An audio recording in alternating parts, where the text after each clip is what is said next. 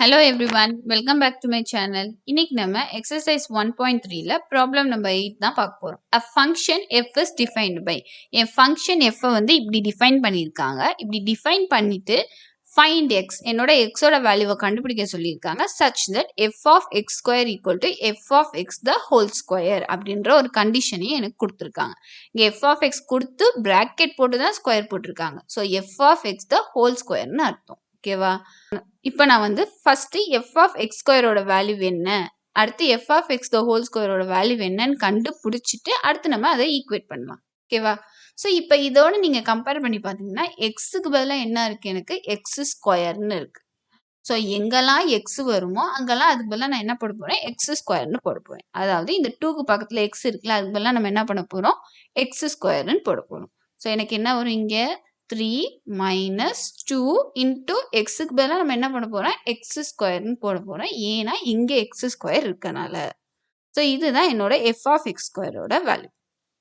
Next f of x the whole square. So உள்ள f of x இருக்கனால f of எக்ஸோட வேல்யூவை நான் உள்ள எழுதிக்கிறேன். அப்படி நான் எழுதிட்டேன்னா எனக்கு என்ன வரும், 3 minus 2x the whole square அப்படின்னு சொல்லி வரும். எஃப் ஆஃப் எக்ஸோட வேல்யூ உள்ள போட்டுக்கிறேன், வெளியே ஹோல் ஸ்கொயர் இருக்கு.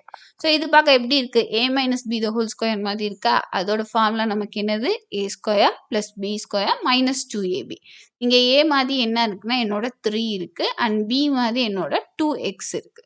ஸோ நம்ம இதோட ஃபார்முலா படி சப்ஸ்டியூட் பண்ணோம்னா நமக்கு என்ன வரும், a ஸ்கொயர் அதாவது 3 square 9 plus b square, b ஸ்கொயர்னா நமக்கு என்னது 2x the whole square minus 2a3 into பிக்கு பதிலாக என்ன போடணும், நான் 2x அப்படின்னு சொல்லி போடணும். ஸோ இது எனக்கு என்ன வரும், 9 plus 2x the whole square நமக்கு என்ன வேல்யூ வரும், 4x square minus 2 3s are 6 6 2s are 12. So minus 12x அப்படின்னு சொல்லி வரும். ஸோ இதுதான் f of x the whole ஸ்கொயரோட வேல்யூ.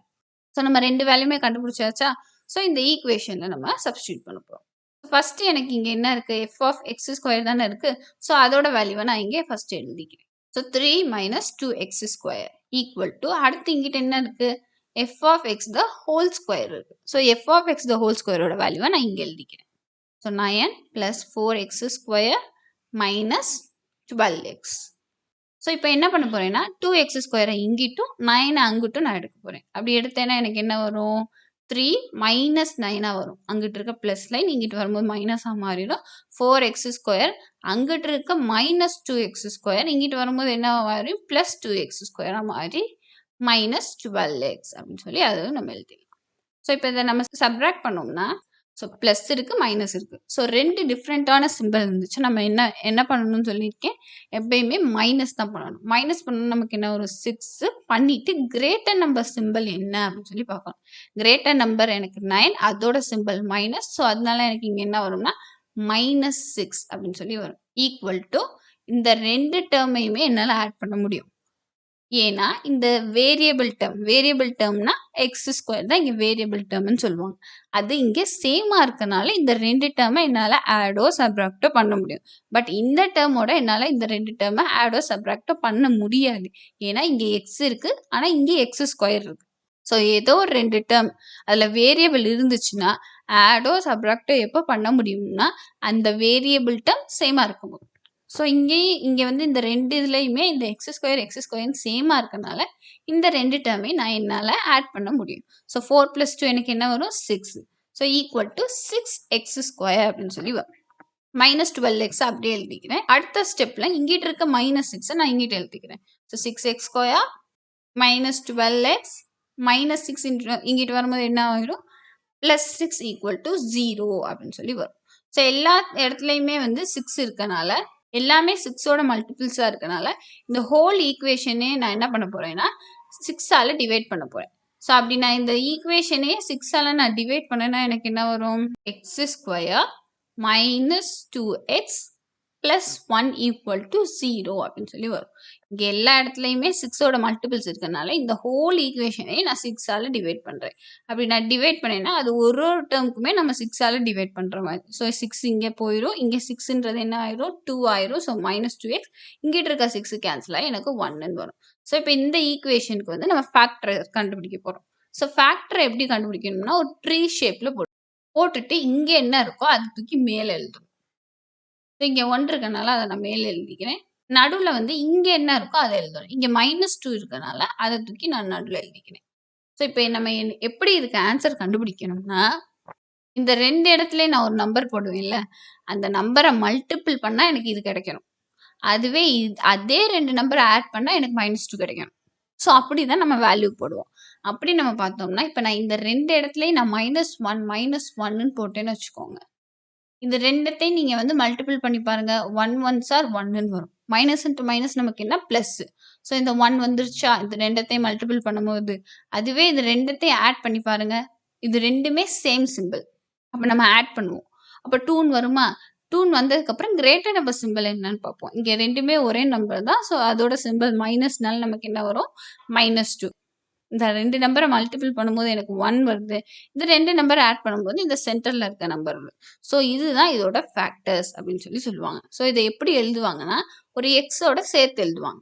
எக்ஸ் அங்கிட்டு உங்களோட ஆன்சர் என்ன வந்திருக்கோ, இந்த ஆன்சர் அப்படியே இங்க எழுதுவாங்க. அடுத்து மறுபடியும் எக்ஸ் அதோட ஆன்சர் எழுதுவாங்க. ஈக்குவல் டு 0 அப்படின்னு சொல்லி எழுதுவாங்க. இப்ப இது 0வா இருக்குன்னா, இது ப்ராடக்ட்ல இருக்கு.